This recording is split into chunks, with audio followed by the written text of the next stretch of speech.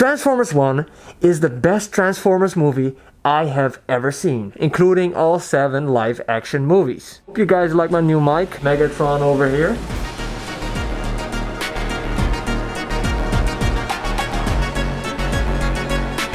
Transformers is a franchise that started out in 1984 as a line of toys, and all of the movies and TV series we've seen have actually just been commercials to buy the toys, which is fine, because who doesn't love to watch movies about big robots punching other big robots? The franchise has released countless of animated series and animated movies and 7 live action movies, which together have grossed over $5 billion.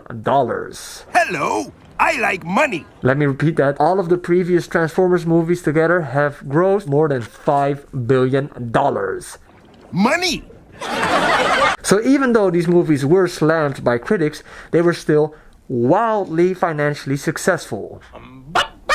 So, me personally, I did watch the Transformers movies when I was a younger kid, but I was never the biggest fan. But who says no to gigantic robots putting up their fisticuffs? I went into this film open-minded and a little bit blind. I didn't really look at the cast or who directed it. And let me tell you what, I was really pleasantly surprised. It's the best Transformers movie I have ever seen so far. I even took my girlfriend and she enjoyed it, and she has never watched any Transformers movies in her entire life. After doing some research, this actually made a lot of sense, because Transformers 1 is actually directed by the Oscar-winning director of Toy Story 4. Josh Cooley, who wrote and directed Toy Story 4, is the person who took the helm for this new Transformers 1 movie, and he did a great job. He also had a part in writing the first Inside Out movie, and you can really tell that he directed this film because the characters of Transformers have never felt more real than they do in this movie. The characters feel really grounded and fleshed out, and specifically the relationship between Optimus Prime, played by Chris Hemsworth, and Megatron, played by Brian Tyree Henry. It really had me in my feelings because they start this movie out as actually being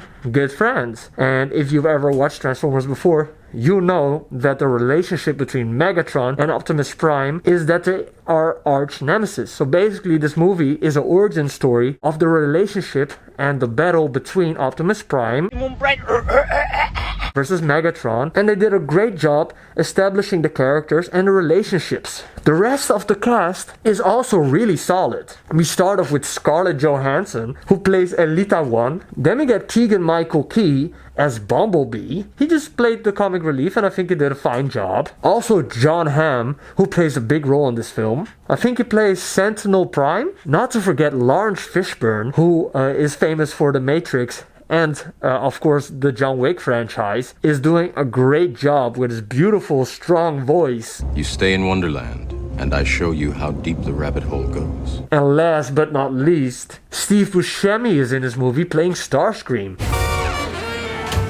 How do you do, fellow kids? What? One of the most underappreciated fun actors in Hollywood. You might know him from Grown Ups, and if you haven't seen this one before, The Big Lebowski. The Big Lebowski is the best film I have ever seen with Steve Buscemi, and I recommend anybody that's watching this who is over the age of 16 to watch The Big Lebowski, because it is good. It is really good. Yeah, well, you know, that's just like your opinion, man. Starscream and of course Megatron is a lot of fun. I thought they had a good little chemistry in this film. So yeah, I'm really looking forward to see those two interact in the sequel. Well, not to give too much spoilers away, but this is basically the origin story of how Optimus Prime became Optimus Prime and how Megatron became Megatron. But they begin out as like low-level miners, and they work themselves up to where they are at the end of the movie. You can really tell by this film that these characters are going through an arc. Specifically, Megatron's entire personality slowly changes through this entire film, and there are some very pivotal scenes where you can tell that he is changing. I think that the director did a great job, and yeah, I really enjoyed this film, and I recommend that you watch it. At the same time, what I think was really good about the story and the script, I do have to say that not all of the jokes worked for me. I wasn't laughing out loud or anything. It was fine. Badassatron. It was fine. And the animation at times was a little bit shoddy. That in the beginning half of the movie, the animation was okay, became better at the later end. I am going to do a spoiler review for this one because there is quite a lot that happens in this one. I would say you should go watch it in the cinema, and my rating for this movie is between a solid 6.5 and a 7. I think I have to watch it one more time before I can really give it a 7. This was my favorite animated movie that I've seen this year. I thought it was better than the Minions or the new Despicable Me movie, and I also liked it more than the new Inside Out movie because I'm a boy and I can connect myself more with big robots than a teenage girl. So maybe that's the reason why I think that this is the better movie. I do think that this can get nominated for Best Animated Movie at the Oscars, specifically with the history of the director, Josh Cooley. I am down for a sequel, and specifically to see more of the relationship between Megatron and Optimus Prime. Please subscribe, hit the bell notifications, leave a comment down below. We can talk more about this movie because I really want to talk about it. And I will be active in the comments, and I'll be talking with you guys about what you guys thought of it and what I thought of it. Did you watch Transformers 1 in the cinema? What did you think about it? Let me know in the comments down below. I'll react to every single one of them. And yeah, Doombot out. Have a nice day. Namaste.